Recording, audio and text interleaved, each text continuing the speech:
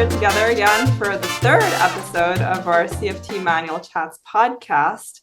Hi, James. Hi, Nikki. So nice to see you. I hope Wonderful to be you're here. doing well. Yeah, it's been a while. It's actually been a while. We're recording this a few months after we recorded the first episodes. So we're back.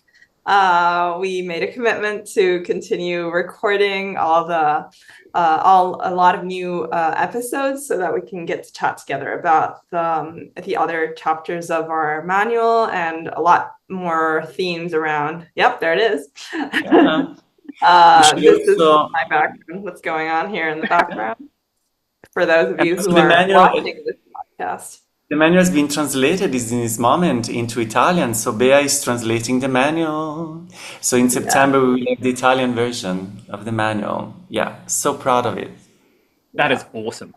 That is awesome. That's in the books that's coming up. And in the meantime, today we're going to be here and chat about what compassion actually is, which is actually the starting point for our manual. The first module is, thank you, James, for showing that for all of you who are watching this on video format. Page 23 of the manual, if you've got your manual with you. Yeah. So that's how we started out our manual and how we usually start out, compassionate mind training or any form of introduction to compassion-focused therapy with clients or with groups. And so today we're going to be kind of delving into that. So maybe we can start out with why and how we introduce compassion in this 12-module STEP course. Well, actually, while you were talking, I have many memories of Paul over the last 25 years always saying that the very first thing about CFT is introducing what compassion is, and in fact, this is so crucial because it's never more important than this is really the case where if you don't introduce a concept appropriately, things can go very wrong. That's why he and CFT in general has always been initiated, and the path towards compassion is like, wait, what is compassion? Because there are a lot of misunderstandings. So again, thank you, Paul, and thank you the CFT wise minds to that reminded us that how important it is. And and I think that the very definition of compassion is where everything where the magic begins in a way. And James, do you want to go with the definition of compassion? Oh, okay. Yes, absolutely. So obviously the definition we use is, compassion's having that sensitivity to suffering in oneself or in others. And Paul sort of talks about that being the first part of compassion. Then the second part is then, trying to alleviate and prevent it. So, so first is noticing the suffering and then trying with that commitment to try and alleviate and prevent that suffering in self and others, which is the second component. And so in the manual, it goes into a little bit more depth, but it kind of looks at how there are two different kind of processes involved there. Because some of us can be very, very good at noticing distress. Perhaps some of us are very good at noticing distress in others, yet we're at like rock bottom before we notice it ourselves. And so sometimes there needs to be a little bit of work focused in on understanding what that's about, what perhaps might be masking it, or, what we might be scared of in terms of approaching or trying to understand our distress, whatever form it might take. But then after understanding that deeper, it's then not staying there, as Paul would say. It's kind of then moving towards strategies or behavioral experiments or imagery, or doing something to try to help alleviate whatever that suffering is you've come into contact with. And as you can imagine, there are many different ways that can be done because the nature of suffering will be different for people, whether or not they're super anxious or super angry or, extremely sad, whatever it might be. Yeah.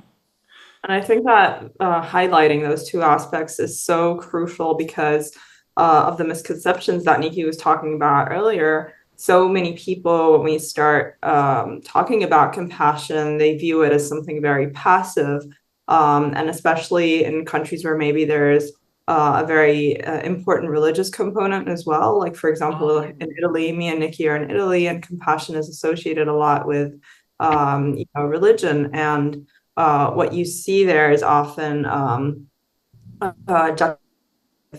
another concept which is like of pietas, so of like of pity, and which is completely different from what we view as compassion and compassion focused therapy, because it is two different motivational systems, where in pity we kind of have a hierarchy going on, with someone from the top looking downwards on someone who is suffering or has a lower position in some way because of the misfortunes that they're going through, the suffering that they're going through.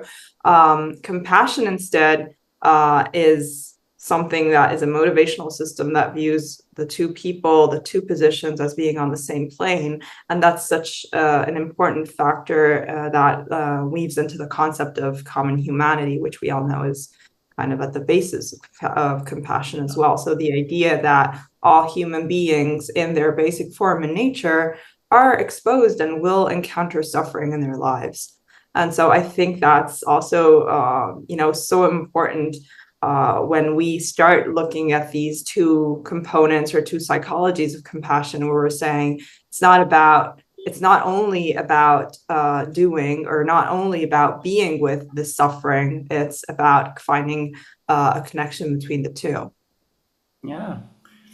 And also think that this definition is beautiful because it kind of tells also in a way where mindfulness fits in, because in a sense, the very first component of this definition, the sensitivity and the awareness of suffering, and the very first psychology, Paul has always talked about the very first psychology of compassion, is basically the psychology of sensitivity, of awareness, of training your mind instead of being blind to the suffering, like be open to that. So sometimes I remember during a conference, he was mentioning like, is a motivated sensitivity, is a motivated awareness. You are in the world with this kind of orientation of like, where is pain, in me and in others. And I think that this very definition talks about what can we train and what is trained in compassion focused therapy. Because actually it's connected to a lot of people that say, but is it mindfulness into compassion focused therapy? Well, the very concept of calming your mind and opening your sensor, is it basically the sensitivity aspect that can be trained? And also I also like the idea of action, the fact that sometimes, at least in my opinion, people get a little bit blocked with the idea of I feel suffering and I do things. Kind of the action. And in my opinion, I kind of resonate with, I think that the Dalai Lama translator said once that basically this motivational component, the second psychology of compassion, that is the intention, the willingness to help, doesn't necessarily equal immediately action. Means that, of course, like we want to go there, but at the very core, it is this, this intention, this willingness to help.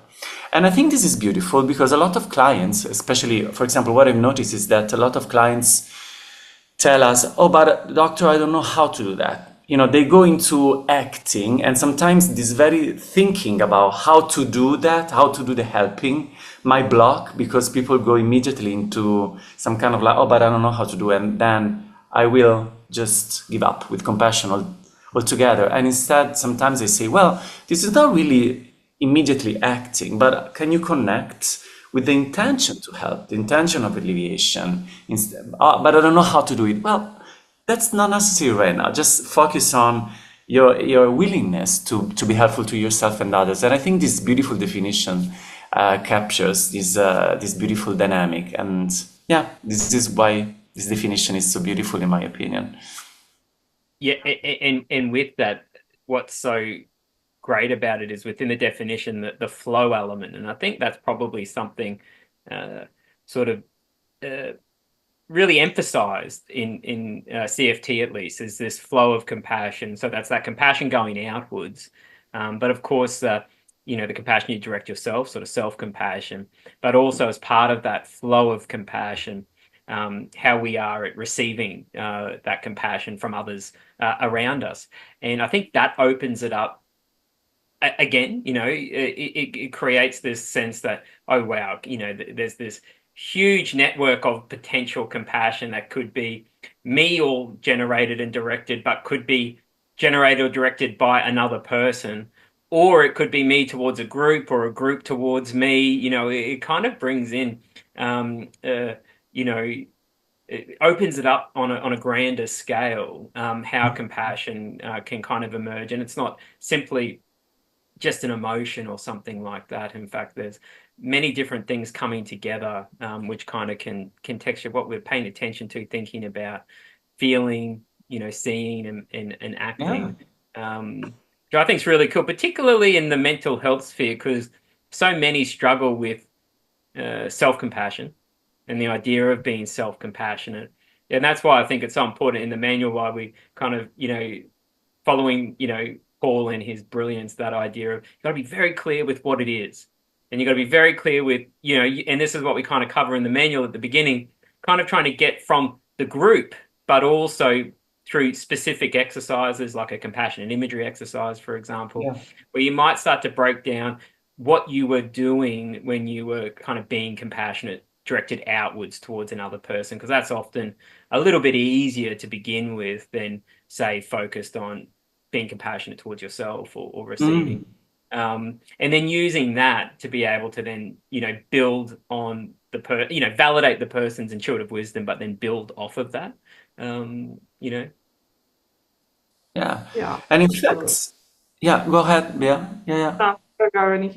No, I was thinking that this is another part where I think Paul always highlighted the idea of inner wisdom. And I think here there is the part where in the manual where, and as always in the trainings, Paul always highlights that, the importance of asking people, well, how would you want to be helped if you had to go to a hospital? And, if you are in need. And I think it's really true that it's important to realize that we kind of have a wisdom about what would be helpful. What would I want if I have to go? Would I want someone that is only kind, or maybe someone that is actually sometimes even could be tough? It's like, no, we need to go. I know that you're scared, but I'm here with you. We are going. And it might not sound super kind, but it's definitely compassionate because it's in the direction of my well-being, right? And so I like this distinction. And also you, James, have worked on this distinction between compassion and kindness. I think you have a paper with Paul, right? On distinction between compassion. So compassion is not necessarily kindness. No, I mean, the two certainly overlap in many ways, but, this is where the group can kind of open up and talk about different examples of what a kind act might be or what a compassionate act might be. Kindness is very focused on someone's flourishing and someone's happiness, and that's amazing. And you want people like that in your life. But kind acts can occur without any suffering present. So I can do things for people to show them that I love them or that they're important to me, or to put a smile on their face, like gifts or favors you might do and stuff like that. Whereas compassion kind of always anchored in that kind of suffering in trying to do something with that. And that can take time because, as you were mentioning, which I think, the definition seems so simple, but, you come into contact with suffering, but it's kind of like suffering and its causes. So it's like, okay, what's going on for you in this moment? And okay, we can address that, but perhaps there's something underneath that kind of struggle is kind of, protecting. Is there something underneath there that, what's the cause that's bringing this out that we might be able to, better understand with time? So, it isn't just a case of, as you said, so many fix-it brains, and I can be a bit like that, and I can drive my partner crazy with it. Oh, here's the problem. Oh, yeah, this is how you fix it. And it's kind of like you kind of have rushed through the emotionality and you kind of just trying to put fires out the whole time. And in fact, you're just causing more hurt, pain, or annoyance or frustration. which is just another added amazing layer of the definition. Yeah, and I do think it's really one of the big strengths of the way we approach compassion is kind of having this, I'd say almost phenomenological approach at first, where we're kind of inquiring and curious about what people view compassion to be and what they think compassion, and kind of igniting that pathway into their brains and then and into their felt experience as well, because we try to bring the body into this. So how did it feel in your body to be supported in that way, or how did you feel in your body to support someone else in that way? And instead of just plainly giving them a definition, or imposing a definition on them, we kind of together come to the point where, okay, we can not only see the two psychologies and rationally understand the two psychologies of compassion, but we can actually connect them to maybe our own experiences or something that is already within us. So again, linking into that wisdom, that inner wisdom that Nikki was also mentioning earlier, and kind of having a segue into what the qualities of compassion are, because in CFT, we mainly focus on the three qualities of compassion, which are wisdom, courage, or strength, and the commitment to help, the intention or the desire to be helpful. And so I think that activating that wisdom and kind of reflecting that wisdom onto the person or the people that we're working with from the beginning is kind of already showing them, there already is a compassionate part in you. We're just gonna work to make it flourish here and to give it permission to express itself even more. But it already is within you, because otherwise we wouldn't be able to talk about these things together. So, and I think that in itself is already, very validating for whoever wishes to start working on their compassion, because again, there are so many fears around compassion. Of course, this is another big part. We know about it, fears, blocks, and resistances. And a lot of the work is on that. But I think that in the way that we introduce compassion, we're already kind of addressing some of those fears, blocks, and resistances. 100%. It's almost opening it up and preventing some of them from getting too forcefully in the way, because we're opening up and recognizing, hey, of course, when we think of it in these ways, absolutely.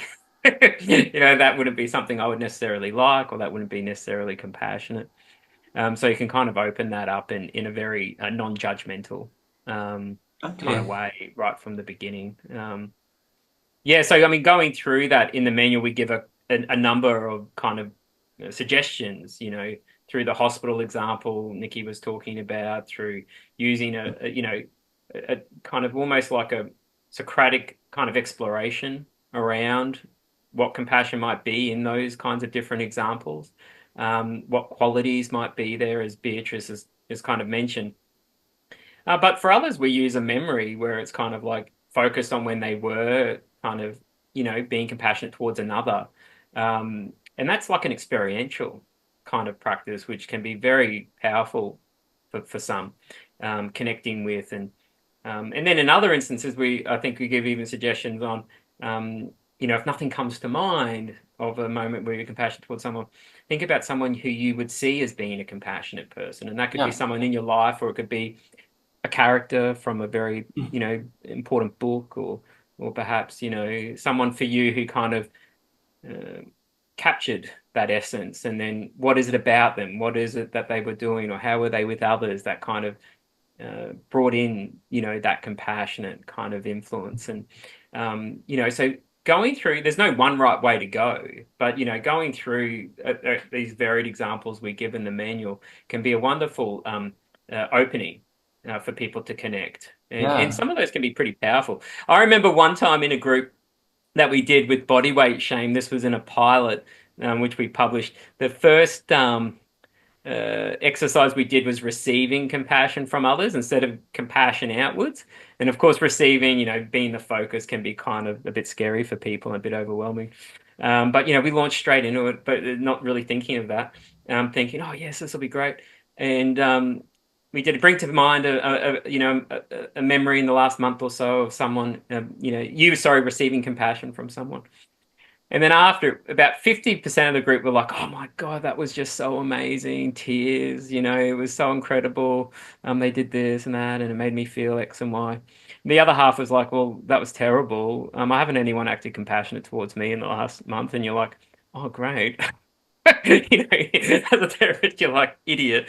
What was I thinking? Why didn't I prepare for that?" So that's why I think it's, often, emphasizing the compassion outwards first, harnessing that within and going, okay, well, it's there to a degree. How do we then sort of start to continue to support it, and help it, sort of grow so you can be more comfortable when you direct it or you're the target of that.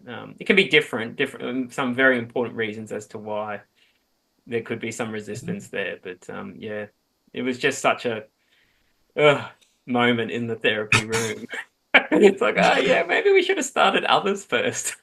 Well, and that's a wonderful point. In fact, I think this is why it's so brilliant that also Paul has always, in fact, suggested to begin with the definition of compassion itself, because I think a lot of resistances, they really come from how you experience that, but also how you think you should experience that. For example, a lot of Paul always highlights compassion is not love, and in fact, a lot of people feel like, oh, am I supposed to feel this some love, or is it always like smiling and kindness and all, for example, empathy? Paul also always highlighted the idea that it's not empathy. Empathy is a competence, and of course it doesn't necessarily lead to compassion. You can have a lot of empathy, but then you're not motivated to help. And so I think that is beautiful to begin, and I think it's very helpful. And sometimes we ask, right, to our, clients, which part of the definition of compassion is the part that they like the most. Or maybe, for example, to me, the fact that it is not kindness was very helpful, and it is not empathy, because that really clarifies that, so I don't have to be in a specific way. Otherwise, there is this fixed idea of how we should be compassionate, but doesn't really exist. So that's like very alleviating. Oh, so validating hearing that, isn't it? You just kind of right. Okay, that just drops away some of that some of the shield you might have, or even same for me, like similar experience. By the way, I think that we have the title for this conversation about definition. So this session will be definitely named Definition of Compassion in the CFT manual. So it's now 20 minutes. I think we should wrap up, and maybe we'll continue talking about the next elements of the manual next time, if you like, or no. You agree? Yeah. Absolutely. Yeah, that sounds terrific. Next time, we're going to be going into the grounding principles of CFT. So we hope to see you soon. Bye, guys. Adios.